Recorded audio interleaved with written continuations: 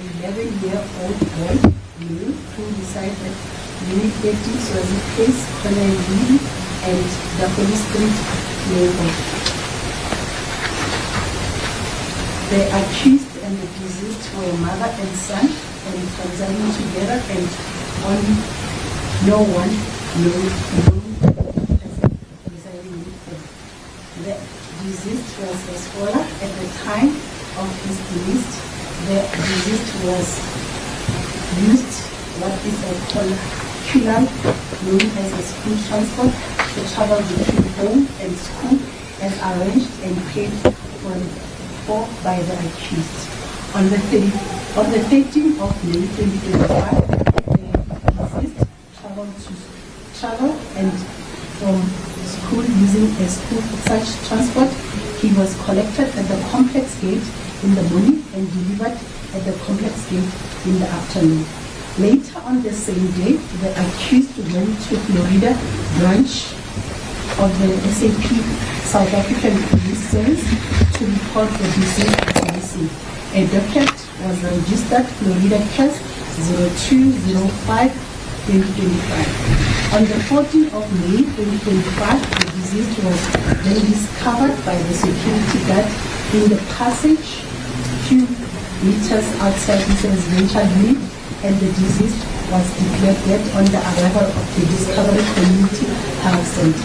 Upon a search at the time of the accused residential place on the 14th of May 2025, the child's bed had blood on it. The deceased school clothing and the bag were found in the accused's house or unit, with one of the school books having blood. Forensic analysts confirmed that the blood was the deceased, and various other evidence confirmed that the deceased was harmed in the house. Now therefore, the accused is guilty as charged as set out herein after. Count 1, murder, read with the provision of section 51, subsection 1 of the Criminal Law Amendment Act 105 of 1997, as amended by section 15 of the Criminal and Related Matters Amended Act 12 of 2001. In that, upon or about the 30th of May 2025 at Orina, Playhof in the Regional Division of Gauteng, the accused is unlawfully and intentionally killed Jayden-Lee Meek by hitting or striking him with an unknown object. As a result, the deceased died as a blind force head injury. A regional court or high court shall sentence a person which has convicted of the offense related to Part 1 of Schedule 2 to imprisonment for a life. Murder when a person is under the age of 18 years. Count 2, defeating or obstructing the administration of justice. In that upon or about the 13th day of May 2025 at or near Florida in the Regional Division of Gauteng, the accused wrongfully and intentionally performed the following act. She reported now the deceased child, Jayden-Lee Meek, as missing in not having returned home from school, and whereas the accused, when she acted as aforesaid, well knew and intended that her action would have the following results or consequences. She would not be the suspect and her premises will not be searched. And whereas as a result of the action of the accused, other person were suspect and caused other person premises were searched, and though the accused defeated or obstructing the administration of justice. Preamble to count number 3. Whereas the deceased, being a scholar, using a transport as set in the general preamble, he was transported by Mr. Kumalo driving to Westport bus. The deceased was picked up at the gate of the complex, his residential, in the morning and dropped off again in the afternoon at the same gate by Mr. Kumalo. the 13th of May 2025, the same process was followed without no changes and no reason to change. Count 3, crime injury. In that, on or about the 13th of May 2025 at Omnia, Vliehof, in the district of Gauteng, the accused did unlawfully and intentionally injure or insulted or impact the dignity of Mr. Ndongwane Khumalo by accusing him of the child's disappearance or not having returned the child from being the last person that was with the child, and causing Mr. Khumalo to be considered a suspect and having his house searched by the police looking for the deceased. Count number 4, attempting or defeating or obstructing the course of justice, in that upon or about the 14th day of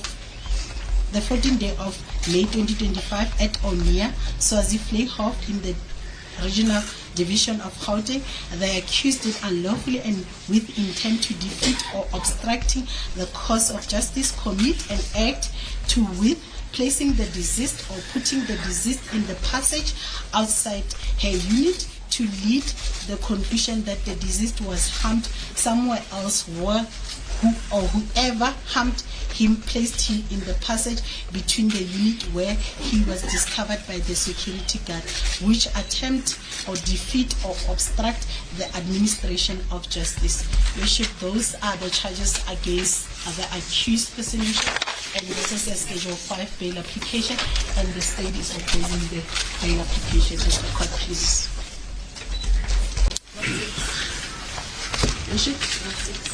No, it's not 6, Worship, it's a Schedule 5, Worship.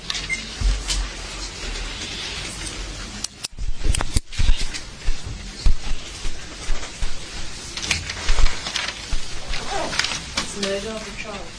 Yes, it's a murder of a child, Bishop.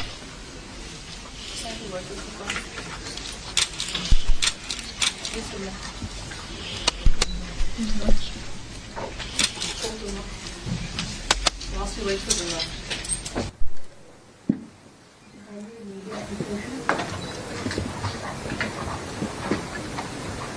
These are the applications should be on because the Can the court in place on record before we commence with these proceedings any further that there has been various applications made by various media houses which are present here in court today. The court also placed on record that present in my chambers was Mr. Naidu. Present in the chambers was the State Prosecutor, Ms. Chauke, where these applications have been canvassed, and the court then issued a draft order. The draft order is marked X for the record, which fully sets out the conditions of the order that the various media houses is to comply with. Mr. Naidu, for the record, can you confirm that that's indeed what transpired in chambers? Your Worship, I confirm my appearance on behalf of the accused. I confirm that that was the arrangement as per the court's order in chambers.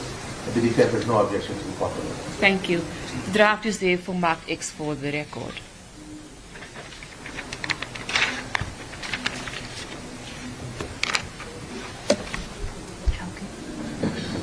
Please do not. Go and sit next to your colleague and understand the issue of 3 or 5 or 6, because I'm going to explain the rights now.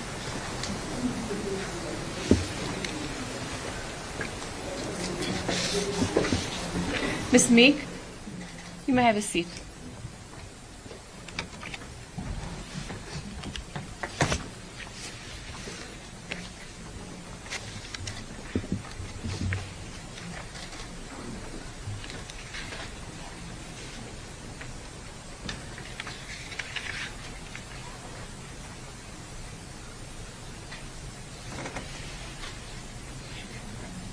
Mr. Naidu, whilst we wait for the state, I will not have any objection if you want to have a word with your client in the meantime.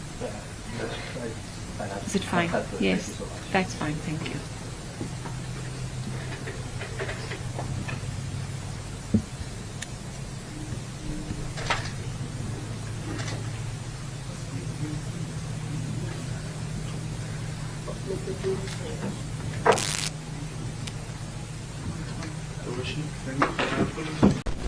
So even though the minimum sentence is life imprisonment, but the schedule hasn't changed. So in this case, Your Worship, it is Schedule 5 because we cannot we'll be hard pressed to allege pre-planning or premeditation and so on. I think that's what we are proceeding. As the court pleases.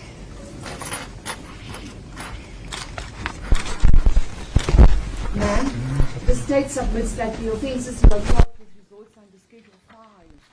What that means is that the court shall order that you be detained in custody until you are dealt with in accordance with the law, unless, having been given a reasonable opportunity to do so, you adduce evidence to satisfy the court that the interest of justice permits your release from detention. Do you understand? The court further explains to you the provisions of Section 6011, capital B, subsections A, B, C, and D, which provides in bail proceedings, you are compelled to inform this court of all your previous convictions, pending cases, and outstanding warrants. If you willfully mislead the court by providing false information, the court may, upon conviction, fine you to 40,000 rand or 2 years in jail. Do you understand?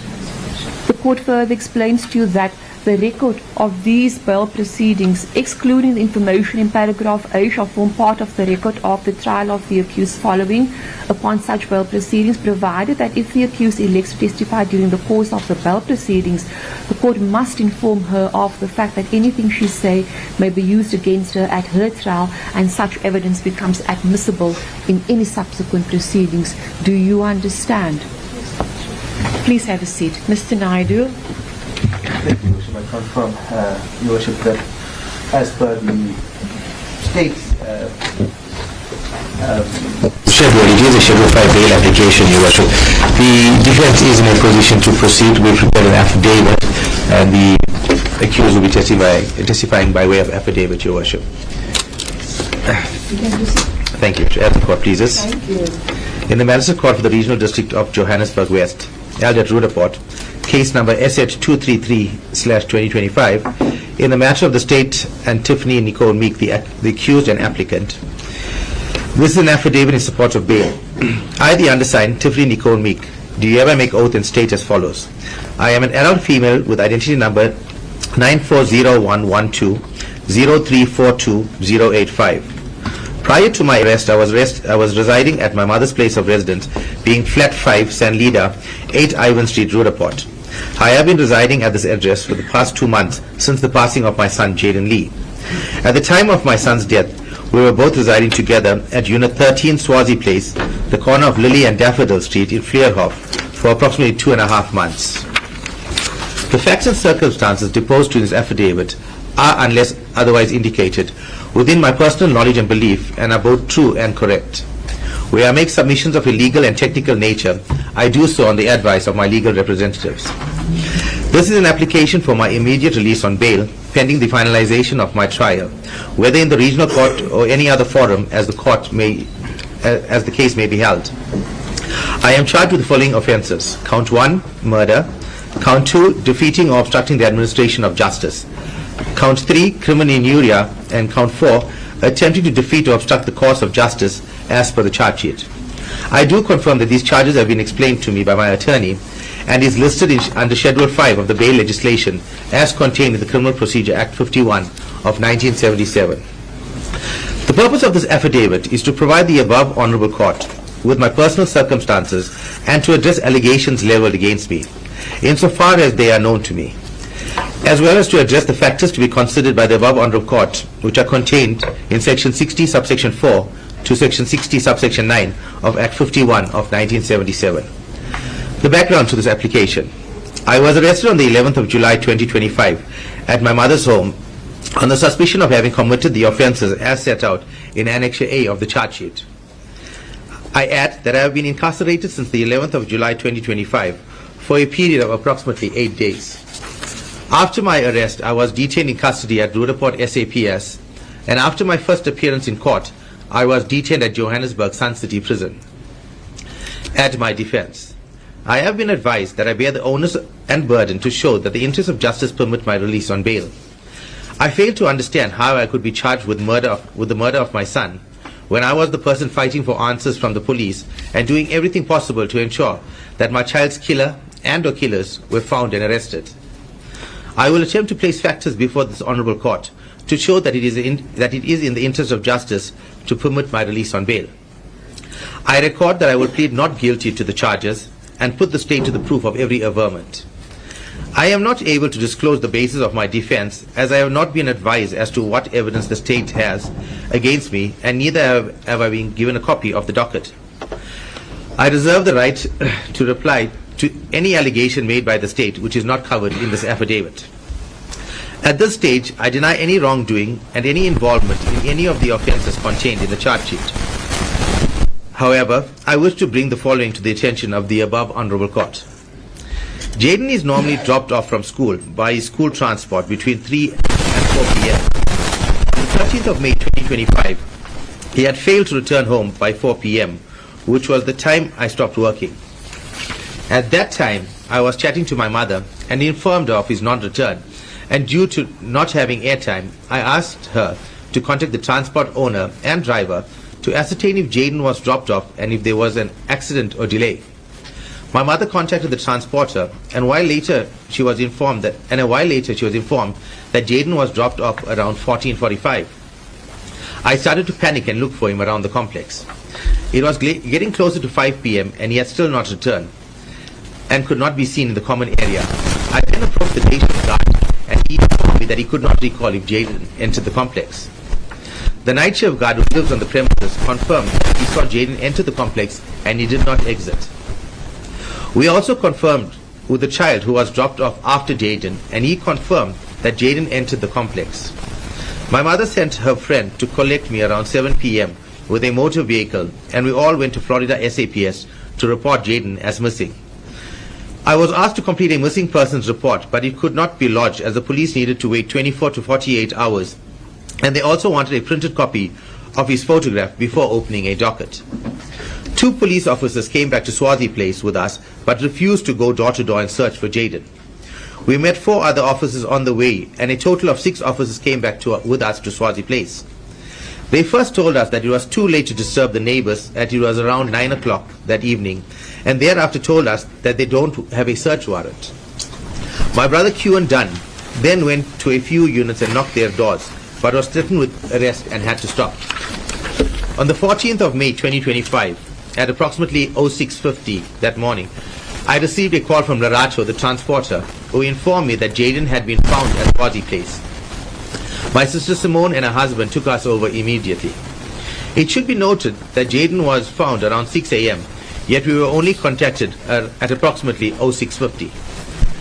No one bothered to call the ambulance or police or even rush my child to hospital, as he could have still been alive prior to our arrival.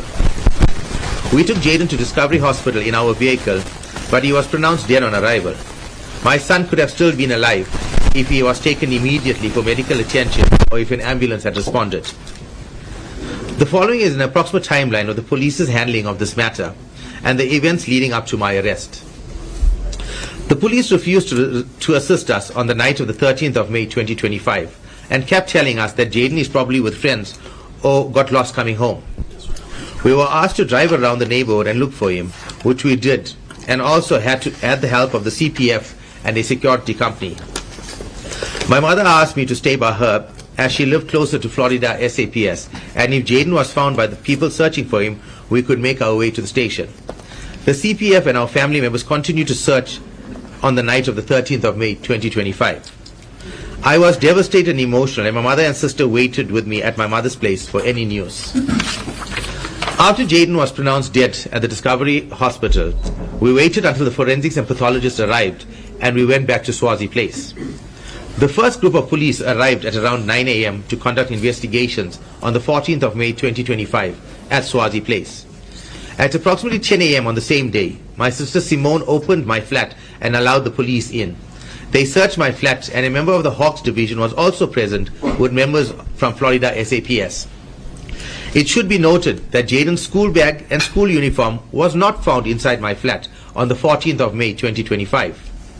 The photographer arrived at 1300 hours and took photographs inside my flat.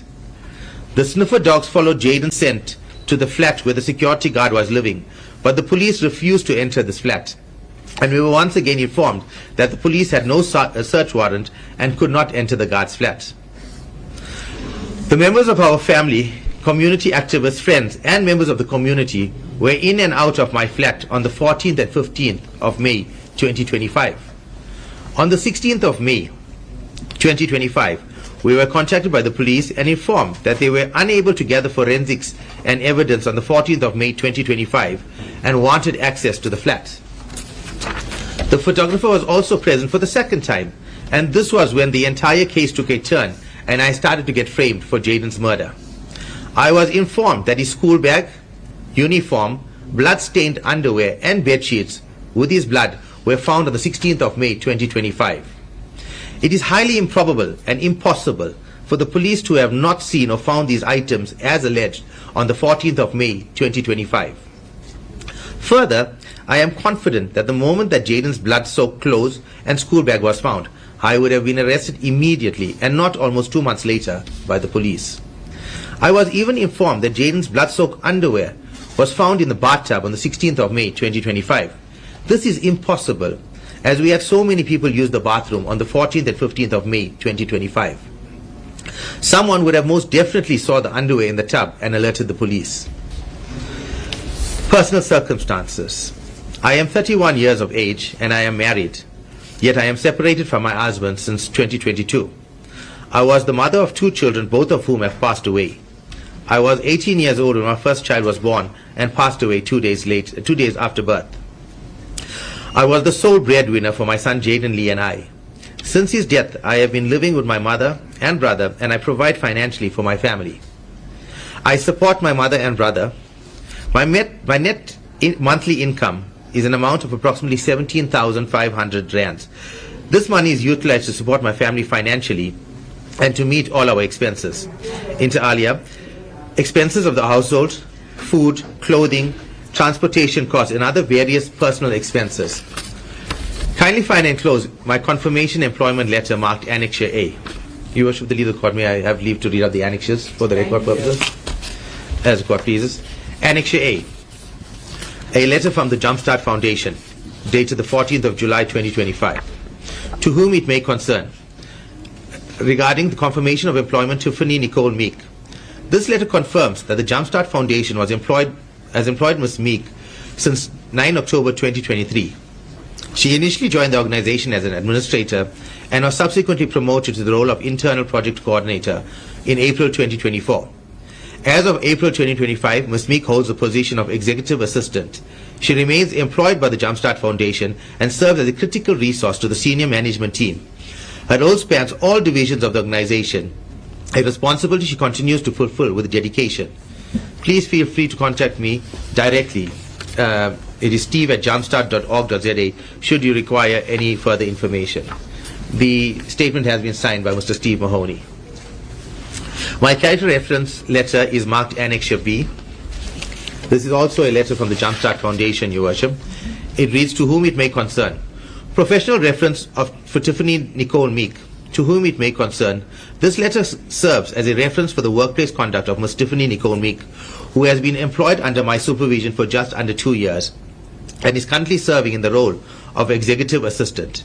Throughout this period, Ms. Meek has demonstrated professional behavior in the execution of her duties. She constantly conducts herself with diligence, maintains confidentiality where required, and communicates appropriately with colleagues and stakeholders. Her conduct has remained within the expectations of a professional working environment.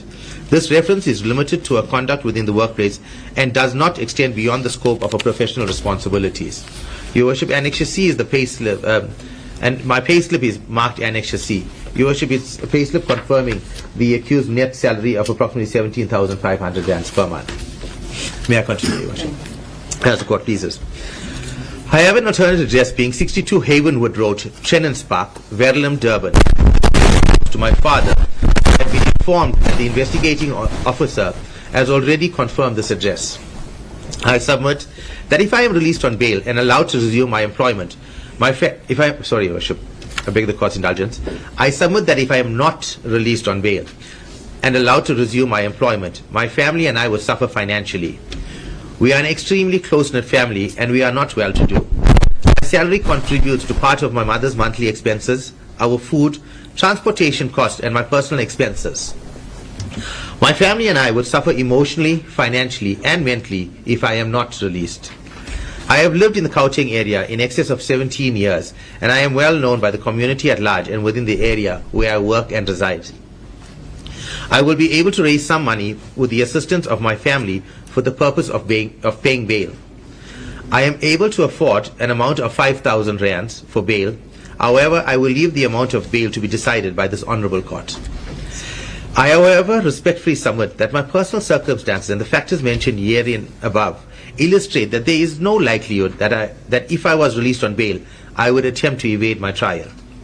I do not have the means nor the support to flee this country, hence I am not a flight risk. I would like to record at this early stage that if the state persists with the charges against me, I wish to stand my trial, and that I want to explain it so far as I can, and also will lead evidence if necessary that I am not guilty of any offense. I am still in shock and coming to terms with these allegations and charges, as I have been the person asking for proper investigations into the death of my child, and verily believe that the police have failed in its duties to properly investigate this matter. My family and I will now have to attempt to engage the services of a private investigation company, as we have no faith in the investigation team from Florida SAPS. I will now, on the advice of my legal representatives, deal with what I am informed are the various factors to go with the proper assessment of the application herein, which would illustrate that there are exceptional circumstances present which would, in the interest of justice, permit my release. The factors illustrating that if I am released on bail, I would not endanger the safety of the public as envisaged by Section 60, subsection 4, subsection A, read with Section 60, subsection 5 of Act 51 of 1977. I respectfully submit that if regard is had to the factors mentioned in Section 60, subsection 4 and 5, which has been explained to me, that the following ought to be taken into account, namely, although I admit that the allegations herein pertain to what is regarded as serious crimes, they have been seen in the light of all the circumstances, and in particular to the fact that the evidence linking me to the incidents is circumstantial at best. I respectfully submit that I do not have any disposition to commit any violent crimes. I am a first offender before this honorable court, and my clean record shows that I have no tendencies to commit any offences, and in particular offences mentioned in Schedule 1 of the Criminal Procedure Act, the contents of which have been explained to me. Whether there is a likelihood that I would attempt to evade my trial as envisaged in Section 60, subsection 4, subsection B, read with Section 60, subsection 6 of the Act. I would now deal with the factors necessary to consider whether the ground of subsection 4B of Section 60 has been established. I am informed and believe that the court would have to take into account the following factors, namely, all my emotional, family, religious, community, and occupational ties are in the Gauteng province, and have been so for many years. My father resides in KZN, and I will live with him if this honorable court decides that it is in my best interest to relocate to KZN. All of my family and financial roots are therefore firmly entrenched in the area of jurisdiction of this court and of Randburg, where I am gainfully employed. I am able to continue working remotely from KZN and will not be required to report to the office daily. I do not have a passport which may enable me to leave the country. I undertake to not obtain and or apply for a passport for traveling without the permission of the investigating officer or the public prosecutor pending the finalization of this trial. I mentioned that I cannot afford to forfeit any amount. I have been seriously prejudiced by the allegations. I am going to leave no stone unturned to fight the charges and to indicate that the allegations are inaccurate and cannot be true. I have been informed that for the offences of the nature I am being charged, there may well be minimum sentences of imprisonment imposed by the court if found guilty. I maintain that I have a defense to the allegations, one being an alibi. I reiterate that I want to stand my trial and explain all circumstances which led to my arrest, insofar as I am able to do so, and to present evidence, including expert evidence, if necessary, to dispute whatever allegations the state may have against me. The prospect of standing trial does not instill any fear in me, as I believe in the courts and justice will prevail. I respectfully submit that the nature and gravity of possible punishment is overshadowed by my desire to stand trial and for the sake of my family and to clear my name. I am acutely aware of the fact that the alleged offences may impact negatively on my family. It is for this reason that I want to stand trial. I believe and submit that the court may impose stringent conditions upon me which could curtail my possibility of movement and would therefore have a binding effect and would be easily enforceable. Such conditions, in my respectful view, would not be breached. Whether there is a likelihood that if I was to be released on bail, I will attempt to influence or intimidate witnesses, as envisaged in Section 60, subsection 4C, read with Section 60, subsection 7 of Act 51 of 1977. I respectfully submit that the court has to take into account the following factors, namely, I do not know the identities of any possible witnesses who may have made statements or agreed to testify. I know of no witnesses who is able to identify me, as I have not attended any identification parade. I believe any perpetrators of any unlawful offense should be dealt with by law, and I would not seek to interfere with any witnesses, which witnesses I deny having knowledge of their identities or knowing them personally or at all. I nevertheless undertake not to communicate with, in any way, contact witnesses which the state may list and agree to abide by any conditions in this respect. I have no access to any evidential material which is to be presented at my trial, and there is absolutely no reason to fear any interference from my side. There is no evidential material that could be concealed or destroyed by me. I believe that the state has already secured any evidential material that is intended to be used at my trial. Further, I have chosen an alternative address outside the province of Gauteng, so as to prove to this honourable court that I have no intention to interfere or communicate with any of the witnesses. I will travel to each and every court appearance at my own expense or with the help of my family. Whether there is a likelihood that if released, I will undermine or jeopardize the objectives of the proper functioning of the criminal procedure of the criminal justice system as envisaged in Section 60, subsection 4, subsection D, read with Section 68 of the Act. I respectfully submit that the following factors are of a pertinent importance, namely, I have not supplied false information knowing it to be false at any time during or after my arrest, and do not intend to place any false information before this honourable court by way of this bail application. I am not in custody on any other charge, nor am I on parole pursuant to release following upon any conviction and imprisonment. I have not previously failed to comply with any bail conditions, and I submit that there is no indication that I will not comply with any bail conditions herein. Whether there are exceptional circumstances causing a likelihood that my release will disturb the public order or undermine public peace, security as envisaged in Section 60, subsection 4, subsection E, read with Section 60, subsection 8A of Act 51 of 1977. I respectfully submit that the following factors are of importance, namely, the onus rests upon the state to prove exceptional circumstances before Section 60, subsection 4, subsection E becomes applicable. I do have a wish to state, I do not believe that my release would cause shock or outrage in any community. It is the very same community and activists who have been standing by my family and I since the death of my son, Jayden-Lee. I am deeply saddened to see and hear from my family and attorney that the very same people who stood by me have now turned against me for their own personal gain on social media platforms. I respectfully pray that this honourable court should weigh up my freedom and my ability to prepare for trial outside of the confines of prison as against those aspects. My safety would not be jeopardized by my release, as I would be in the environment of my extended family at my father's home in KZN, as well as within the community where I am unknown. I respectfully submit that my release will not undermine or jeopardize the confidence of the criminal justice system. What truly concerns citizens is for a proper, unbiased, transparent and professional investigation procedure, and likewise a proper, transparent and speedy trial process that does not simply entail the incarceration or detention of an accused person. There is no reason to believe that I would jeopardize the public safety in general. The other factors as envisaged in Section 60, subsection 9 of Act 51 of 1977. I respectfully submit that the Honourable Court ought to decide in weighing up the interests of justice against the right to be released.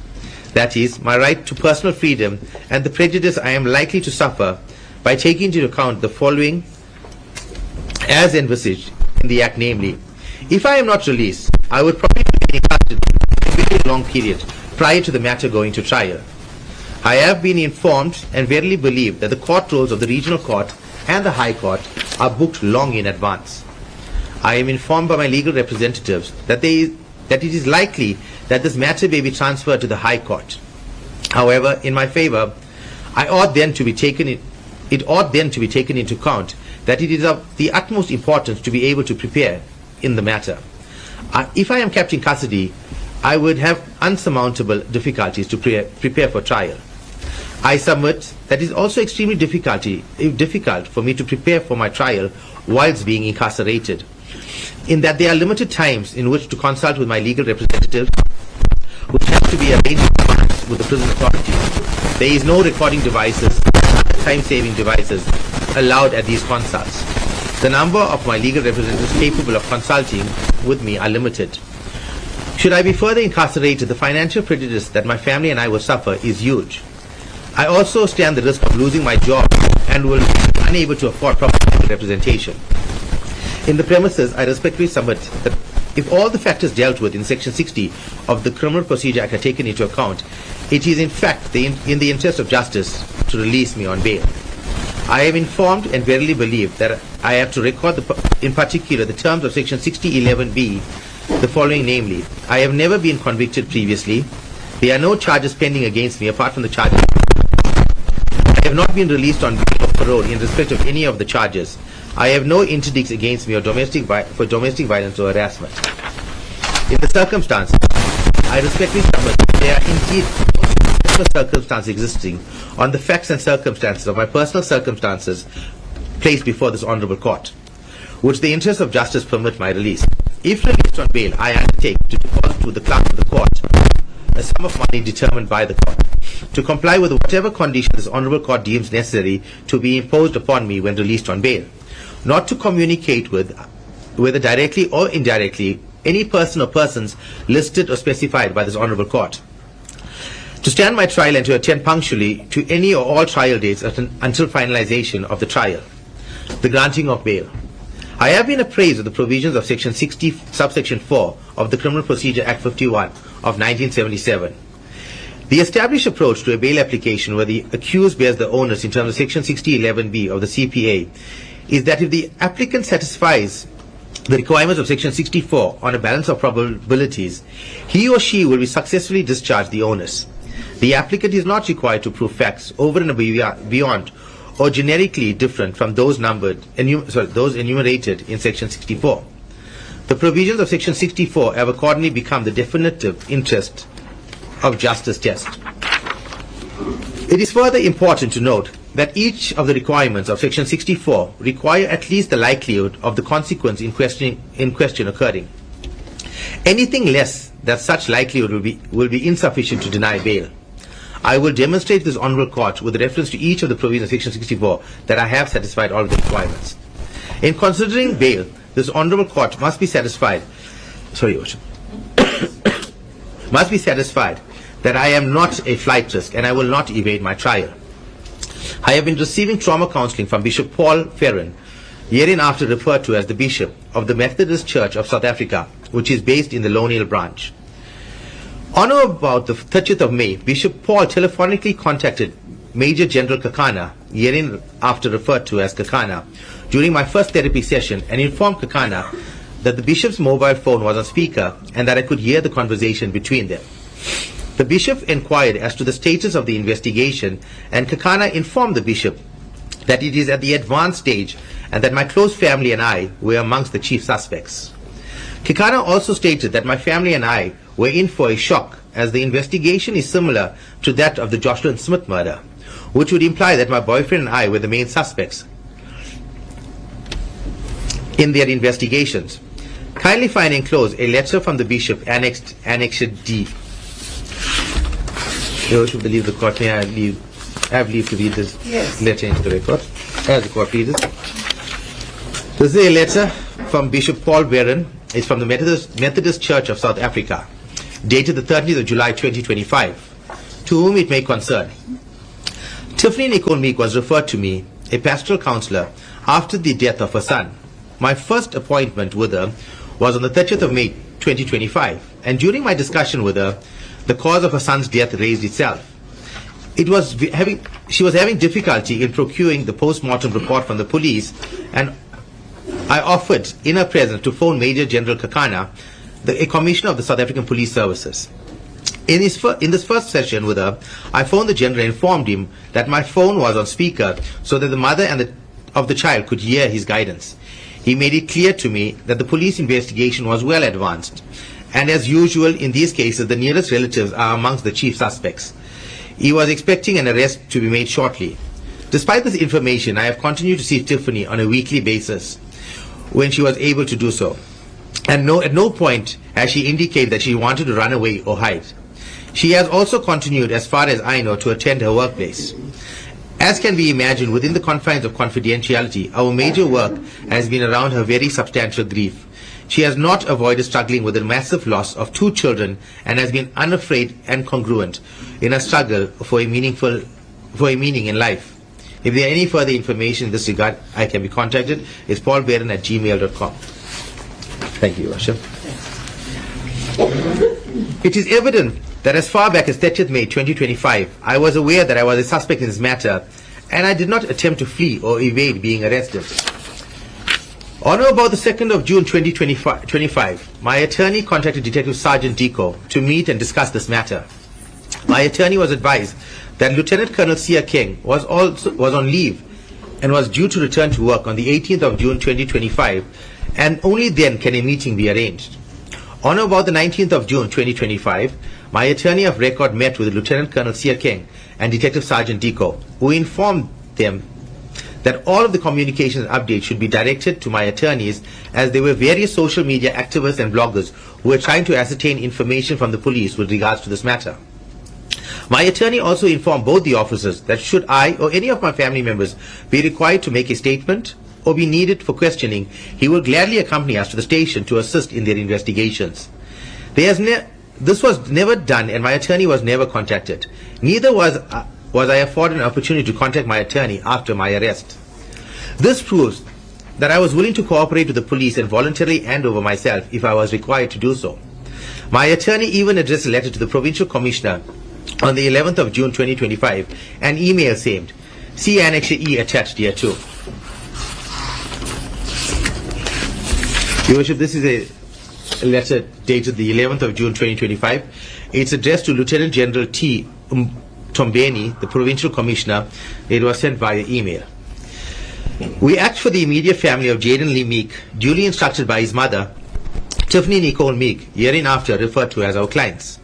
We confirm that we have been instructed to assist the family in communicating with the investigating officer and members of the SAPS who are involved in the investigation of the death or murder of Jayden-Lee. We have further been advised by our clients that they wish for the members of SAPS to only communicate with our officers, as many social media influencers have been attempting to elicit information relating to the investigation for their own personal benefit and publicity ratings. Please note that our clients have not consented to social media posts and have in no way posted any information on social media with regards to the ongoing investigations.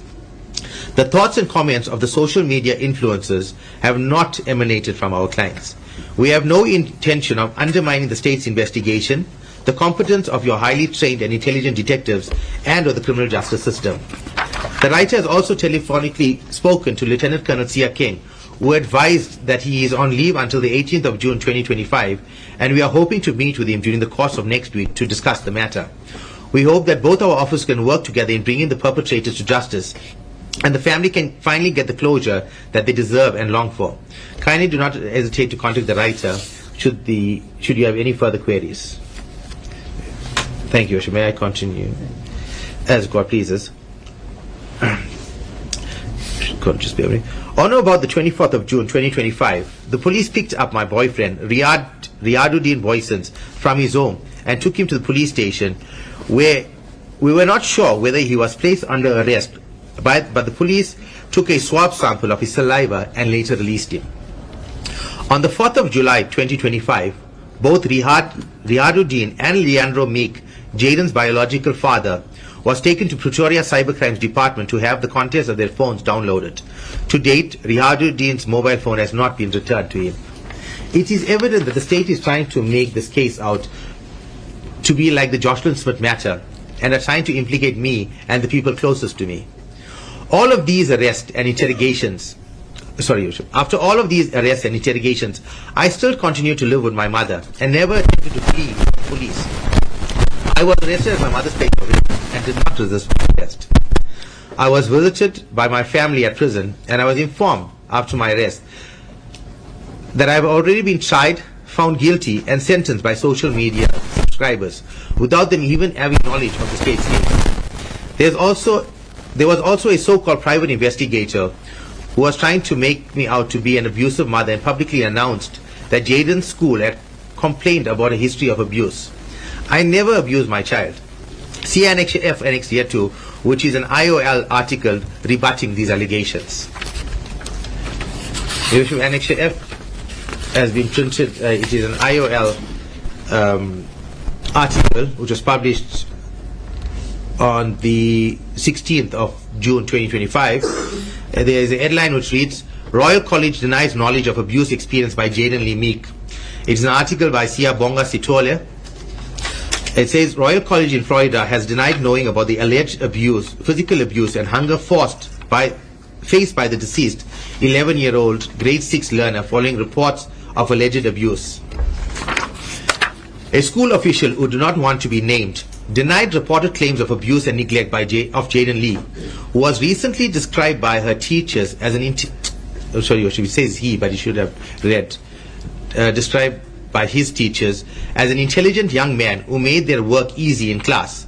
Please note that this matter is being dealt with by the Department of Education, which will release a statement on the matter. The department visited the school and spoke to our principal. However, those allegations that were made saying that the school was aware of physical abuse and came to school hungry are not true. None of us are aware of the abuse. He never looked like he was abused, and neither did he come to school hungry and with bruises. So we do not even know where this information is coming from, the official stated. I respectfully submit that I have discharged the onus of proving to this honorable court that it is in the interest of justice that I be released on bail. I respectfully submit that in the event of any particular objection is made known to my legal representatives by the state, I will depose to a supplementary affidavit if so need be. Your Worship, the affidavit has been signed and commissioned. Your Worship, may I have leave to hand same up? Mr. Meek, do you confirm the truth and the correctness of this affidavit in support of your application and that you have signed the acknowledgement thereof? Thank you for the affidavit. So received mark exhibit A for the record. As the Your Worship. Your Worship, that is the applicant's case. That's the applicant's case.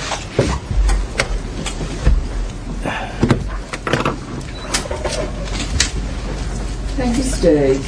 Mr. Court, please, Worship, the state, Worship, so that we can have a highlight of the things that were written to the affidavit with the investigating officer. We will request a short adjournment, Worship. Thank you. As the court pleases. The view that she will proceed with the application. Unfortunately, due to the circumstances, Your Worship, the matter was midweek. The matter was then allocated to this court, and whereas we had already booked another party with a child witness whose evidence we really need to take, Your Worship. So at least we have accommodated the accused as far as possible. So our request, Your Worship, is that we proceed with the state's case on Monday morning, the 21st of July. I have addressed my colleague, Your Worship, yes, about the development. Yes, thank you, Mr. Thank you, Your Worship. Your Worship, unfortunately, we were not made aware that the state intended only leading the applicant's evidence and then asking for a remand prior to us leading our evidence in the matter. We were of the opinion that the matter was going to start and be finalized today and possibly be adjourned for closing arguments. Your Worship, we're in an uncomfortable and difficult situation now in that the state was given the applicant's unsigned affidavit as early as 9 a.m. this morning. in the hope that they could prepare the investigating officer for any possible cross-examination. It now seems that the accused is being prejudiced in that the state is asking for a remand so that they can prep their witness after the applicant's affidavit has been handed in. Your Worship, the state suffers no prejudice if the investigating officer was to lead his evidence at this stage, and we can reserve cross-examination until Monday. So That would have been desirable under the circumstances given the nature of the bail application being open. But you must remember that this bail application was not set down to commence in my court today. However, it had to commence in Court J. There's a child witness who has been here. I think this is the 4th time. That is correct. There's the advocate. She's flown in from Cape Town to assist in finalizing this matter where her client has been in custody. How long, ma'am? Her client has been in custody more than 3 years. It's a juggling act that the court has to do. Absolutely. The court have granted the indulgence for the matter at least to commence. If evidence and addresses is wrapped up Monday morning, then by Tuesday morning judgment will be delivered. That I can guarantee you. Thank you. Thank you. Thank you, sir. To address this, because you can, we are officers of the court, and our integrity also must be respected and preserved. I mean, I accept my colleagues' indignation about the request for a postponement, but we insinuate that it's a ploy on behalf of the state to go and prep our witness. It doesn't sound right, and I'm requesting that my colleague, retracts that, Your Worship. I will really take exception to that. Thank you. This is noted for the record. Under the circumstances, Mr. Naidu, can we accept that this is the directive of the court, that the matter cannot proceed under the circumstances? I accept that, Your Worship. Thank you. No disrespect to my colleague, but it would seem that under the circumstances, we were not informed that they will not be able to accommodate or make the matter partly heard this morning. If that was the case, Your Worship, we would have consented to the matter being remanded from the outset. So it's difficult that my colleague didn't play open card and advise me of the court role, where I would have not proceeded and made the matter partly heard. We could have started. The court would have insisted that the matter. Your Worship, that was. Monday comes with its own set of problems. I totally understand, Your Worship, So but at least for us, we have utilized time that was given to us at this juncture. I appreciate that, Your Let's Worship. continue on Monday, and hopefully we can finalize the matter by Tuesday morning. As the court pleases, Your Worship. Thank you, ma'am. Thank you. The matter is therefore rolled over till Monday morning. We will continue with the state's case. I have placed on record the reasons why at this juncture we cannot proceed, because we need to deal with the evidence of a very, very young child. It's 12 o'clock in the day, and the possibility is there that at 1 o'clock or 2 o'clock or 3 o'clock the child might be tired. Like I indicated, this is not the first time this child is here. As so directed, matter now being postponed until Monday morning for continuation. You are in custody. Thank you.